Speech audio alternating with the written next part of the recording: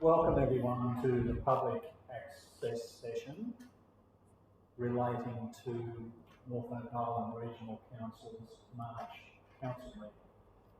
This is the first public access session that's been held a day ahead of the council meeting.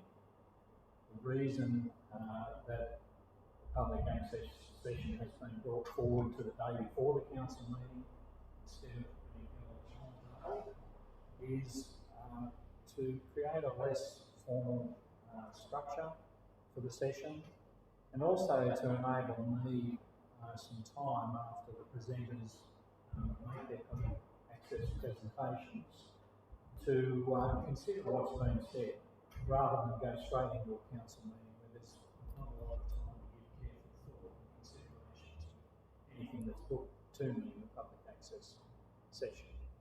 So today we have one request for public access from Robin Adams, and I invite you, Robin. I'm going to make this as informal as I can. We may, this is only one today. I'm not too concerned if you go a little bit longer than is planned. And I just would like it perhaps to become a little bit more two-way than these sessions have been in the past. So over to you. Thank you. I agree with you. I think it's got potential to build on. It can be, I know debate's not allowed, but it can become a two-way discussion if you want to know more things. So, yes, that's a great one. Anyhow, thank you. The first person to take advantage of public access under the new arrangement. I'm going to read. I wish to discuss with you this afternoon changes being made to Council's Code of Meeting Practice. I'm going to be referring to you as the Council Administrator so that there's no confusion out there. We are different to elsewhere. We have an administrator over Norfolk Island in the legal sector. So Council's Code of Meeting Practice, which was adopted by Council in July 2016, guided the Council since its inception up to 26 June 2019. And on the 26th of June 2019, following public exhibition since April 2019, Council adopted the Norfolk Island Regional Code of Meeting Practice 2019, which is basically based on the Model Code of Meeting Practice, which was prescribed under the Applied Local Government Act on 14 December 2018. It is the adopted 2019 version of the code that was published on Council's website until last week. At the February Council meeting 2022, the provision in the code relating to public access was changed without public exhibition, and sometime last week the published version of the code on Council's website was amended to reflect the change of the public access.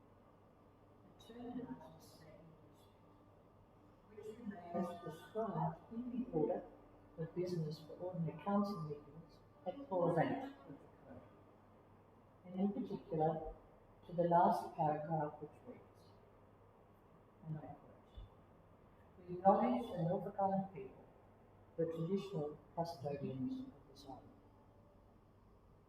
And that has been in place since its inception back in 2016. It has come to my attention the words "the Norfolk Island people" are no longer included in the last paragraph of the Statement of Respect, published in the Council agendas February and March 2022. And I've been unable to find where this change came to Council for resolution, nor where there has been public exhibition of the proposed change, as was the practice in the past when changes were made to the code. I respectfully suggest to you, Council Administrator, the Council will be well served by placing the proposed change to the Statement of Respect on public exhibition and a formal recommendation be proposed to Council by adding yourself to the General Manager, as was the case with public access, when the period of public exhibition concludes. Short, sweet, but to the point, if you are interested, here is the Code of Meeting Practice as it currently exists on the Council's website in respect of the statement of respect. Just to confirm, the last sentence reads, we acknowledge the Norfolk Island people, the traditional custodians of this island. And whilst I haven't gone looking for it, something in the back of my mind tells me that we actually, as a council, did a resolution that all meetings, including the advisory committees, council meetings, informal meetings, all commenced with what we could class as a welcome to country type statement, and we put it in place that we would say we acknowledge, amongst other things, we acknowledge the Norfolk Island people, the traditional custodians of this island. And I will go and look at that. It's just, you know, we don't have as good an index as one could possibly have. But unless Mel's got a memory around it, I just feel that we did that, and certainly the committees which I was chairing, we would start meetings of the advisory committees in that respect. So, that's it. Thank you for your submission. Yes. If you'd like to start, I'd like to have some conversation with you about the things that you just said. Perhaps I could start with what you said to me about the statement of respect. So, if I can just clarify, are you putting to me that in the adoption of a code of meeting practice summary class, which you've got back in front of you, 2019. that the code requires the use of particular specific language in the statement of respect? Yes. Okay, well, I welcome that submission, and I'll have a look at what you provided there. If you'll give that to me, and also have a look down at the office at what the history is. As you know, I'm the administrator of another council, and it just happens to be a council that is located in the area with the oldest ruins of Aboriginal or human civilisation anywhere in Australia, dating back, some will tell you 45,000 years, others will tell you it's up to 60,000 years. Give or take that. Exactly. And in terms of acknowledging of country, welcome to country, because a welcome to country is given by somebody from the Aboriginal community. But an acknowledgement of country is something more akin to what councils tend to decide at council meetings and other events. And I take your point about using a statement of respect in the advisory committee meetings. I think that's a useful suggestion, and I'm willing to take that up. It just comes down to, well, what language do we use in the statement of respect? And just getting back to the other administration that I'm involved with, I have done some research, and there's information on the Australian Government's website about appropriate words for use in acknowledgement of country. And it is, there are different ways of doing it. You can, if there is absolute clarity about who the traditional custodians are, it's not uncommon to refer specifically to those custodians. Where there may be some doubt about who the traditional custodians are, then on the Australian Government website that deals with these things, the advice is to simply acknowledge the traditional custodians without buying into the argument or question about who those people may have been in the past. And I know that you know, at different stages of history, there is evidence of occupation here, going back prior to the Norfolk Island people getting islands. So the change in all that word doesn't buy into that argument about who the traditional custodians might be. It simply acknowledges that there are traditional custodians and pays respect to those people.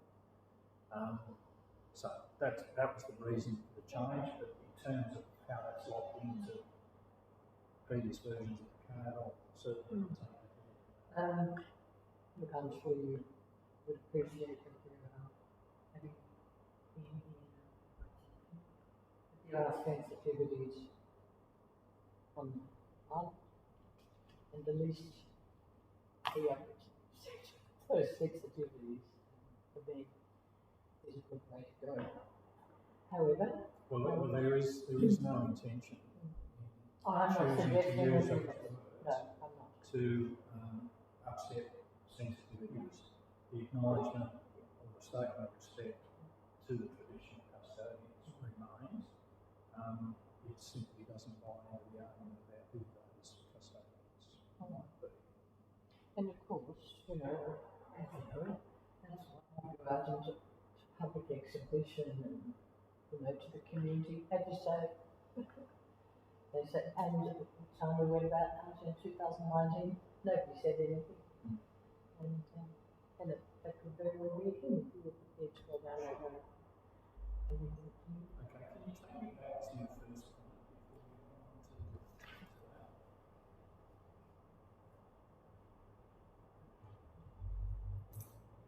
Your very first point.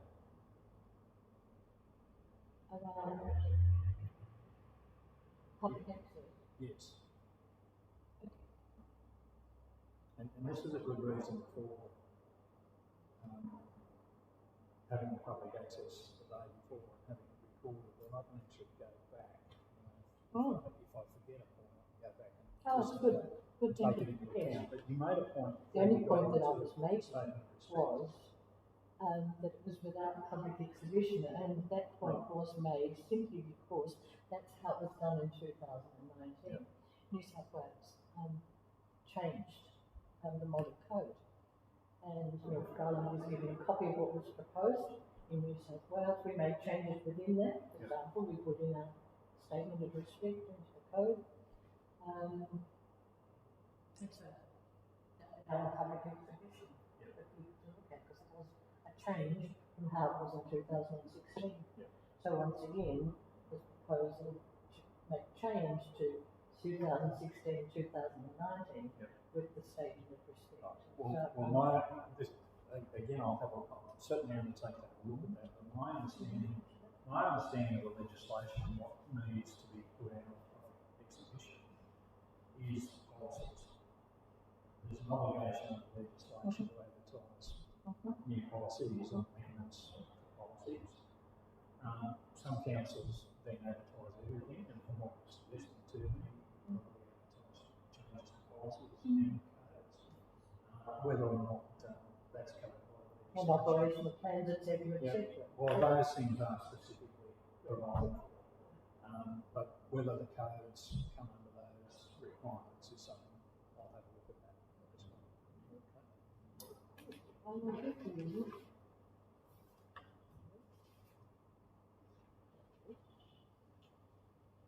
That's the section. Okay. Because I went and looked last night online on the council's website for the model code. And so obviously, there's been a change that hasn't worked too well in the changeover with the amendments that have been made. It's lost on the front page, it's lost the dates down the bottom. And what we found helpful to people, yes, with policies, I have to agree with you there, but there's a legend at the end of the policy which shows when this was made in the documents, etc. So, you know, quite clearly changes have been made without having to go searching using a find module. Yeah. Okay. It's just placed it on making it as easy as possible for people who want to search. As well as I'm a communicator, and the more people are kept informed, the more harmonious, in theory, it can be. Your submission and your time. And I agree with you. If this can evolve into more open discussion, that can only be a good thing. Yes. And I'm also putting my mind to how we can structure up an arrangement for people to talk to me about things that are not on business plan as well. Not in the same session, but I'm applying my mind to. I'd like to have time slots for informal discussion or informal discussions with people that won't necessarily be good. You know, so that people feel comfortable about coming and having about whatever's related to council, whether it's a matter of some business paper or not. Because I'm trying to improve my access to the community. Yes, understand that. Though it's a weighing up, isn't it? You know, behind closed doors. And no recording can have its downfalls as well as you would appreciate, because there's no way of people knowing whether, and we've been through this over the years, you know, where we've had joint standing committees and whatever, and it's beyond having inquiries, and then people go behind the scenes, ostensibly because they're frightened of saying what they want to say in the public arena. But what is actually said on a number of occasions is actually libelous and absolutely wrong. And it's weighing out, isn't it, the best process to get the best outcome. Well, in cases where that sort of thing occurs, I think I'm qualified to be able to pick that up, pull it on the spot. Whereas, you know, people with sort of less exposure to the law than I've had may not feel that same level of confidence. But when I talk about, you know, without things being recorded, I think people are entitled to come and have a meeting with me as the administrator and expect to not necessarily have that recorded on a camera. I can't recall any meeting that I've had as the administrator where I haven't had either the general manager or municipal planning present. And you know, they will take notes of things that have been said, but it's not on camera, it's not intimidating in the way that telling people you can only speak to me on camera. But that could create a level of intimidation for people. Understood. Yeah. Quite true. Got it now? Yeah, it's just not recorded on camera. Yeah, great. Okay. All right. Well, thanks for your time again, Rob. And we'll turn the camera off now if that's okay, Noel, please.